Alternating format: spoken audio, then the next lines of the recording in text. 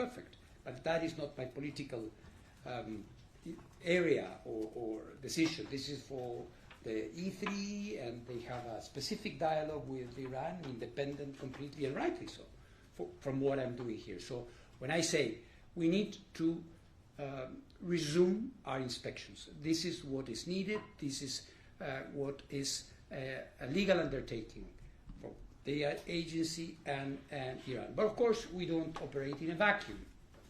We operate in the real world, where this is also in part of the picture, I would say. So, in my opinion, E3 or snapback, or in general, in the region and in the relation with the United States and other things, the fact that we, and I hope this will be the case, we would be able to say, we have started again, we are inspecting, we are carrying out our work, we will be able to report again on what is happening. I think it will be a positive influence, for sure. Indeed, Grossi. I have a couple questions, one on Iran and one on the budget. On the Iran issue, this is the first time we've spoken since the June events took place. You clearly said in the extraordinary board meeting that the attacks violated international norms, but you did not address the targeted murder of nuclear engineers and nuclear scientists. So I'm giving you the opportunity right now to condemn the targeted murder of nuclear engineers and nuclear scientists. Is that something that you condemn? I'm a diplomat. I'm a man of words, I'm a man of negotiations, I'm a man that believes in international law, in talking to resolve questions. So I would never condone, rejoice, or endorse any physical act of violence. I believe that this is not something that, as Director General of the IAEA, falls within my purview. Iran has said this is part of the attack on the nuclear program. We deplore the use of violence. And of course, this is part of that. But the opportunity you are so generously offering me has been offered by many others, because people want the DG to point fingers at countries. And it is not only in the context of this particular conflict that has happened. And I have refrained from doing that for a very specific reason. Although I am saying the law, as I should, always. I should remind everybody what international law or national law say about one thing. I have a job to do. And getting into, I would say, political criticism, finger-pointing, attribution of guilt and things like that, I don't think are helpful. Okay, so opportunities. I'll move on to the second question then. Yes. But all those nuclear scientists and nuclear engineers that you work with around the world, they should be looking over their back because they're fair game. Fine. This is what you say. The second question regards the budget and your recent announcement that you'll be running for Secretary General at the end of last month. You are currently in a budgetary crisis where you have revenue falling by 2% and costs increasing by 14%, and you are in the middle of a non-proliferation, or let's say a proliferation crisis. What makes you think that now is the time to announce your official candidacy for the UN Secretary General's post, and what can you do there that you haven't already done here? Many questions in your question. I don't think this is the time and place to talk about the UN thing. I have a job now. I am focusing 100% on my job as Director General of the IAEA. In response to a question in a press conference in Washington, I said, yes, I have this idea. What you say about the budget, nevertheless, is very important, because, of course, we are in the midst of all these problems that we are having in Iran, like you say, or in the Middle East at large with Syria, what we are trying to do in Ukraine and Russia, what we are trying to do in China and Japan with the Fukushima, of course, the surge, much welcome, of nuclear energy in the world, the needs of many countries, and the reality is that our budget is smaller. We agreed, and I decided to take a pragmatic, practical approach to this, because there was a discussion among member states on this, and take what was realistically achievable without a prolonged fight about money, which is zero nominal growth. But as you know, zero nominal growth in reality is a misnomer, because there is no growth, there is a reduction, and a big one, of more than 50 million euros. But what we are trying to do is readjust, trying to cope with this situation, and I hope that it will be possible to revisit this issue in a couple of years, or whenever a new budget cycle comes up. But it's tough, as you know. So I'm trying to see, talking to member states, if some extra budgetary contributions, although not applicable to regular activities, can help us. So it is indeed a difficult situation. And on the UN, we will have many opportunities to talk in the future, I'm sure. Yes, hi, this is Stephanie reporting for Associated Press. I would like to know, regarding your talks with Iran regarding resuming the inspections, has Iran given you any indication about the whereabouts of the highly enriched uranium stockpile? And maybe related to that, as a second question, you referred to the fact that there are timelines indicated in the CSA. Am I correct in assuming that you mean the highly enriched uranium stockpile has to be inspected every 30 days, right? And this is what has elapsed. Is that correct? That's correct. Okay. There are other things, but basically that's the most important. Okay. And on the first question about the whereabouts and the location, is there any clarity about that? No, there is none. I mean, none. There is no clarity, in the sense that we have not received a confirmation from Iran on this, and this is part of this process that we still need to have, because as you are familiar with the CSA, so the CSA says, well, of course, the country has to tell us what happened, where is it, or what do they think, and then we have to analyze that information.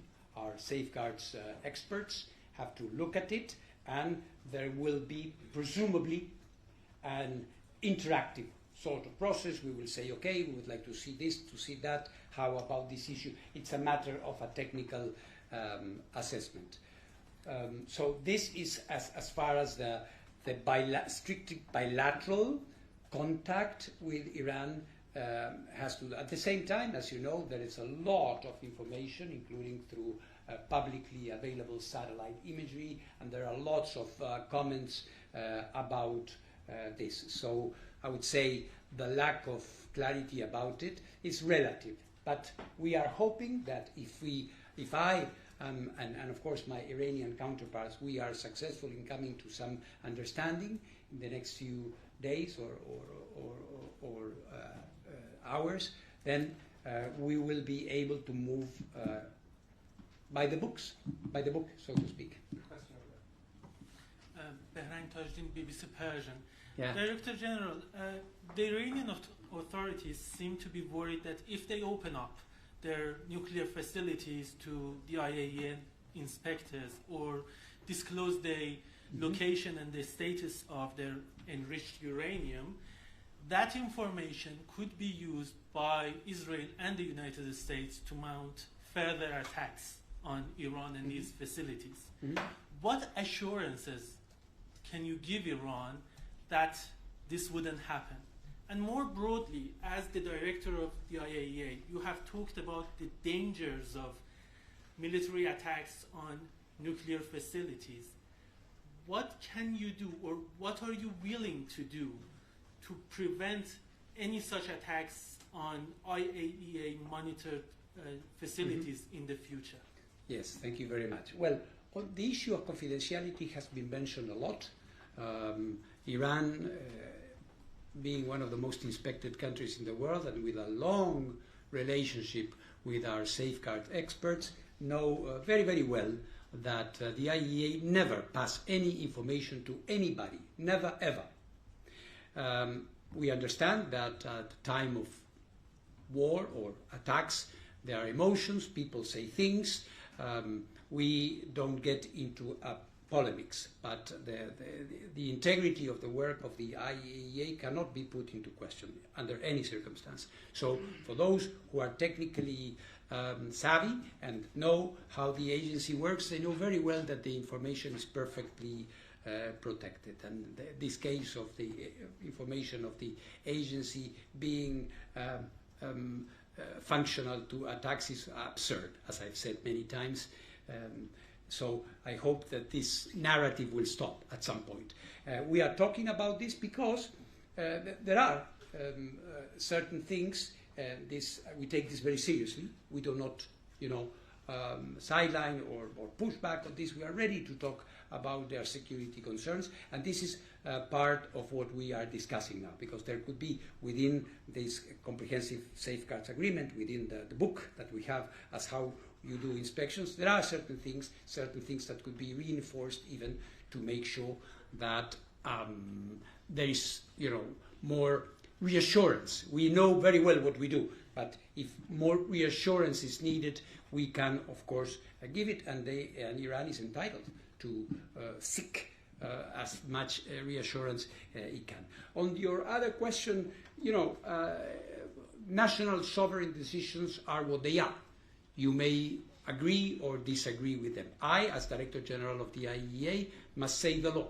And, of course, we do not believe in the use of force. We believe in the use of diplomacy and technical, work like the IAEA has to resolve problems. And this is something, it's a message I pass wherever I go and with whomever I speak, including world leaders. One thing is important, I believe, is that we are successful now. I honestly think that if we are able to resume in earnest our work with Iran and inspections in full start to take place, the possibility of further military action will be diminished. And this is my sincere hope, really. François Murphy from Reuters, IDG. Just to clarify a few of the things that you've said today and in the previous days. You mentioned that you're a diplomat, so obviously you're focusing on the positive. You're saying things are moving in the right direction in your talks with Iran, but they're clearly taking longer than you would like. I mean, you'd hope that we would be done by now, and now you say you're hoping to be done in the next few days. So sort of to turn the positive statement on its head, like, what's the problem? Since you say that it could be days, it could even be hours. I mean, it sounds like it's really quite unclear to you, like, how much further there is to go. So what specifically are the problems beyond the fact that Iran wants to protect the confidentiality of where its HEU stockpile is?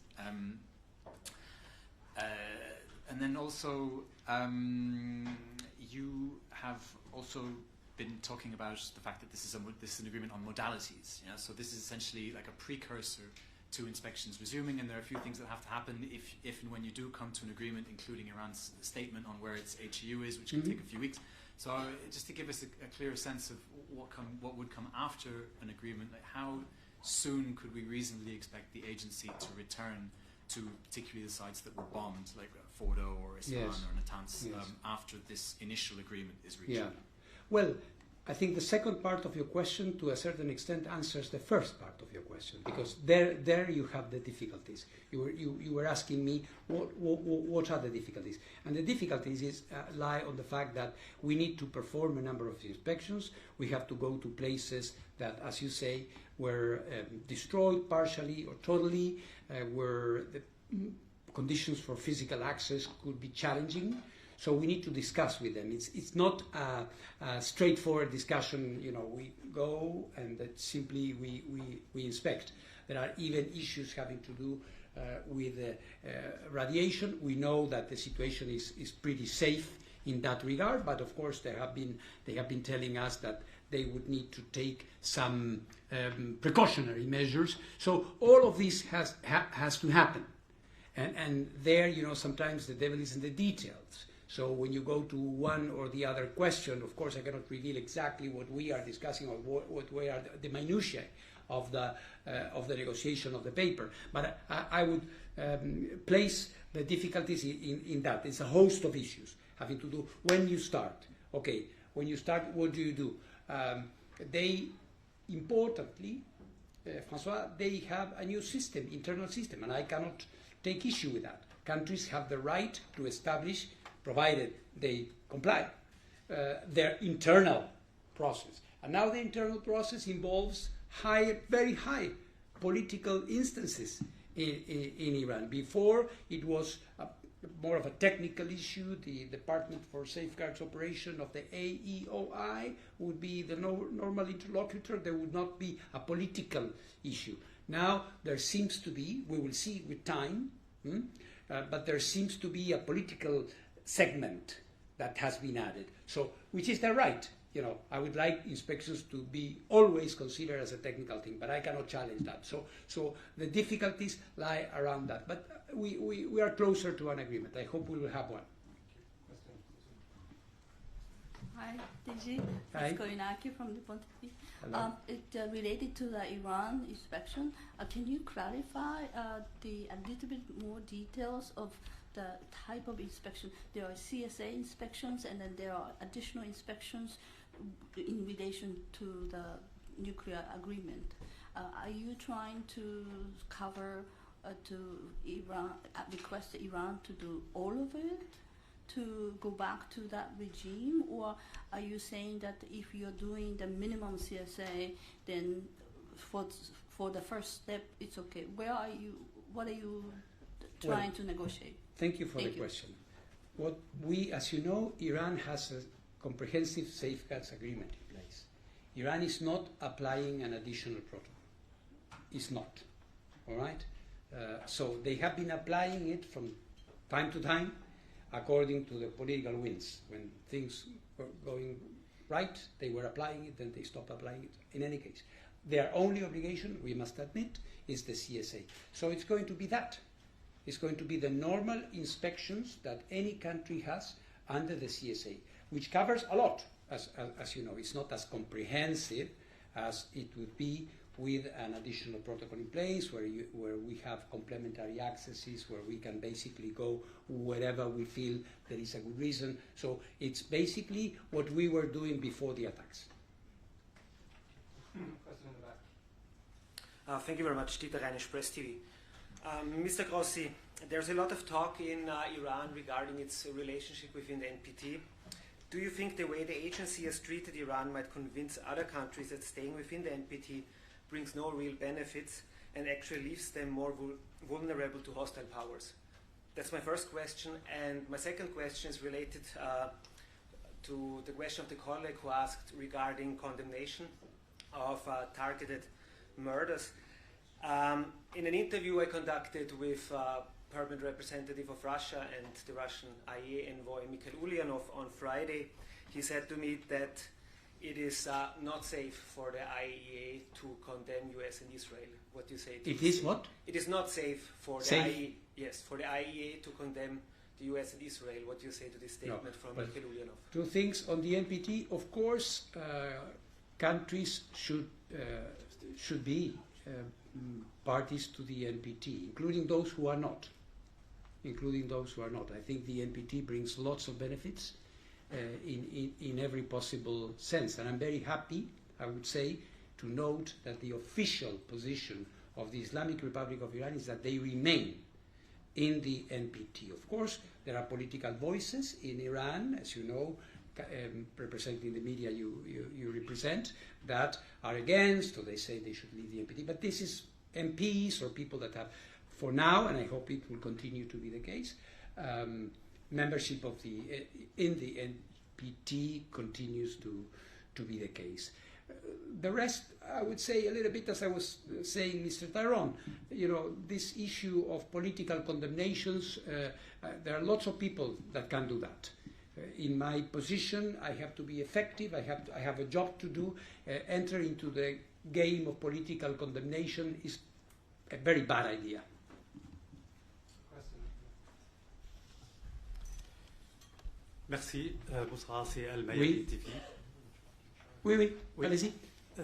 J'ai remarqué ce matin, durant votre discours, que vous étiez vraiment optimiste, ou même très optimiste. Et vous avez répété tout à l'heure que dans de peu de jours ou des heures, vous avez peut-être de bons résultats avec les Iraniens. Ma question, sur quoi vous êtes basé pour cette ère d'optimisme?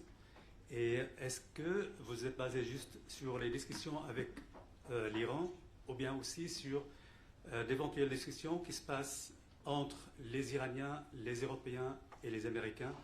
Et on s'attend à quoi dans peu de jours ou peu d'heures? Merci beaucoup. Merci pour la question. Non, écoutez, moi je suis professionnellement optimiste. Ce n'est pas un optimisme émotionnel. Je dois essayer d'arriver à quelque chose de concret, et c'est ce que je fais.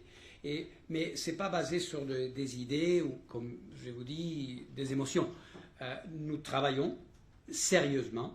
J'ai pu rétablir un dialogue avec le ministre des Affaires étrangères, Dr Arakchi, qui est très important. C'est lui qui fait la négociation et qui répond politiquement au gouvernement. Ça, c'est très important.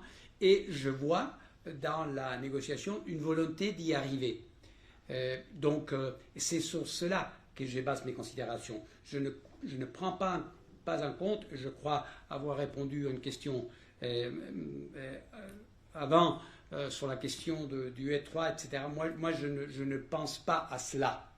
Je sais que cela existe, ça a une influence inévitable sur tous les acteurs ici, au Conseil des gouverneurs, les trois, les Iraniens, évidemment, mais pour ce qui est de ma négociation, moi je me concentre sur mon dossier, c'est-à-dire recommencer les inspections. Je vois qu'il y a des avancées, je ne peux pas dire, évidemment, qu'on y est, mais je crois qu'on s'approche et j'espère qu'il n'y aura pas de difficultés, comme M. Murphy vient de le dire. Il y a des difficultés, oui, mais c'est ça, je pense que c'est inévitable dans n'importe quelle négociation. Donc espérons qu'on pourra arriver à un bon résultat. Vous espérez quoi dans 2-3 jours? Vous espérez quoi? Pardon?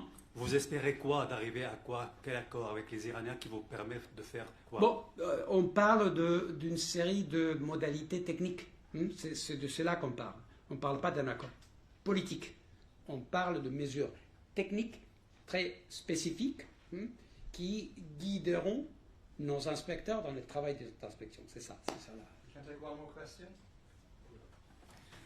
Hello, DJ Grossi. Hello. This is Ahmad Samadi from Iran International TV. Recently, you mentioned that IAEA inspectors were scheduled to visit a major facility in Isfahan in June, but airstrikes by Israel began on the same day. Yes. My question is, what activities were planned there? And is uranium enrichment taking place at the site? Second question is, how confident is the IAEA that Iran is not carrying out enrichment at any locations or facilities in Iran? Well, I think the fact that we could not go prevents me from answering the question. They announced that immediately on the same day, as it should. The Department of Safeguards requested an initial visit and inspection, which was granted and was going to take place. So I suppose we could not, but my impression is that once things are normalized, we will be able to go to this place. Of course, that was in the context of a different situation when it comes to that Iranian nuclear civilian program. That was, maybe part of a plan. We should not speculate here. So I don't think that I can answer to that question. And for the second part of your question, we don't have any credible information about any other sites or places where enrichment activity would have been taking place before the attacks in June. I thank you for your attention. We'll be seeing you very soon. Thank you very much.